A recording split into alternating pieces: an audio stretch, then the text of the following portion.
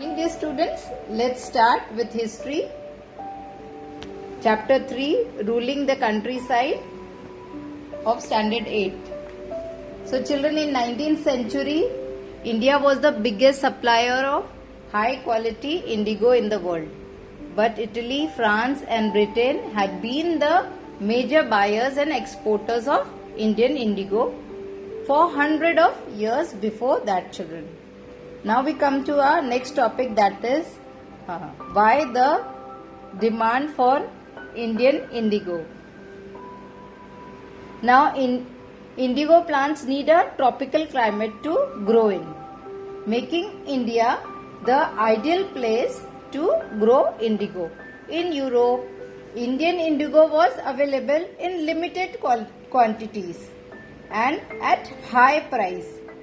In Europe, a plant named wood was cultivated, which was used for dyeing clothes. You know, children, it also produces a violet and blue dye, but the color that it gave was not so rich as that from the Indian indigo, and wood also gave out a terrible smell, children, resulting into the high demand of indigo in Europe. One interesting fact about wood and indigo is that the wood cultivators were so worried about the tough competition they were facing because of Indian indigo that they pressurized their respective governments to ban the import of Indian indigo, so they can sell wood without competition. So by the 17th century, Industrial Revolution, European cloth makers convinced their government to allow more imports of indigo. Not only English, but the French in Caribbean island, the Portuguese in Brazil, the Spanish in Venezuela also started cultivating indigo plants. While the demand of indigo was increasing, its supply fell to half between 1783 and 1789 due to various reasons. As there was less supply, the British dyers became keener to procure indigo, and at this point they turned to India to meet their needs. Now we come to our next topic, that is Britain turns to India. The demand of indigo was rising day by day in Europe. Therefore, the company decided to expand indigo cultivation in India. The company tried many methods to increase indigo cultivation in India. By the end of 18th century, Bengal indigo came to dominate the world market. Bengal was the largest exporter of indigo to the Britain. In 1788, only about 30% of the indigo imported into Britain was from India.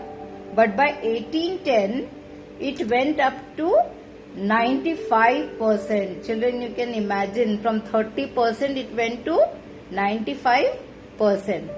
Attracted by the prospect of high profits as the indigo trader grew, many of the commercial agents and company officials started investing in the indigo business because they were earning profit. As this was a profitable business, many Englishmen settled in India and became indigo planters. Those who had no money to produce indigo, loans were granted by the company and the bankers of indigo cultivation. Now we come to our next topic, that is how indigo was cultivated. Now, indigo was cultivated under two systems, children. They were as follows. Indigo cultivation was done mainly under one of the two systems known as niche and rayoti. The main difference between these two was that under niche cultivation the planter grew indigo only in the land which was under his control. That means which was his own land. Okay, children? And he had rented it for indigo cultivation. Now the problem with niche cultivation. We will see the problem with niche cultivation was it was difficult to expand area under niche cultivation because indigo could be cultivated only on fertile land, as most of the land were densely populated. Almost all fertile land were occupied with food grains and other crops that the Indians needed. So the planters tried to remove peasants from the area near indigo factories, which naturally led to tension and conflicts. Now children, another problem was of labor availability. Huge indigo plantation needed many laborers, and that too in the same season when peasants were busy cultivating rice, and rice were their staple food. Staple food means which they used to eat daily. Lastly, the reason was cultivating indigo also needed a large number of plows and bullocks, which either the poor farmers didn't have or were busy in rice field. Now, indigo on the land of riots. Under the rayoti system, indigo planters forced the riots, that is cultivators. Cultivators means the farmers, and sometimes even influenced the village headman on behalf of the riots to sign a contract. Contract means a agreement which was called satta, in which those who signed got cash advance at low rate of interest to cultivate indigo on their field. Now, according to the contract, 25% of land was exclusively kept for the cultivation of indigo, and loans were provided for its cultivation. Now children, they were forced to take the loan, and they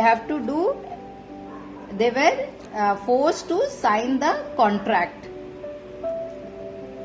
The seeds and the drills were provided by the planters, and the cultivators had to prepare the soil, sow the seed and look after the crop. So this all work was of the farmer.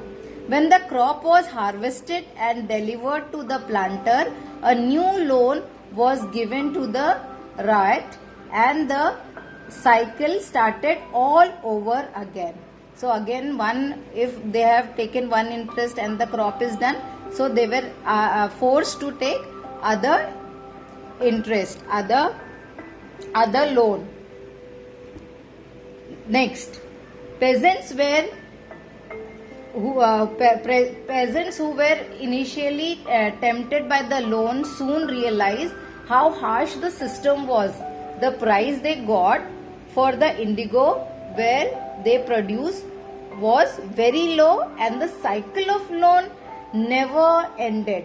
So every time they were taking the loan, and this cycle of loan was never ending, and the interest was increasing day by day, and the poor farmers, they were not able to pay back the loan as well the interest.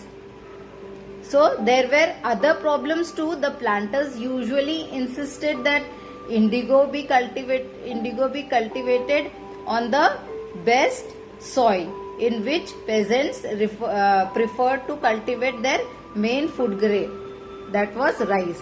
So they wanted that instead of rice, these farmers should grow indigo in the best soil. Now indigo moreover had a deep root, so it exhausted the soil rapidly, and the land could not be sown with rice soon after an indigo harvest. Children, that means when the even the fertility of the land that deteriorated, that means destroyed. Okay, the fertility was destroyed. The land became unfit for the growth of rice.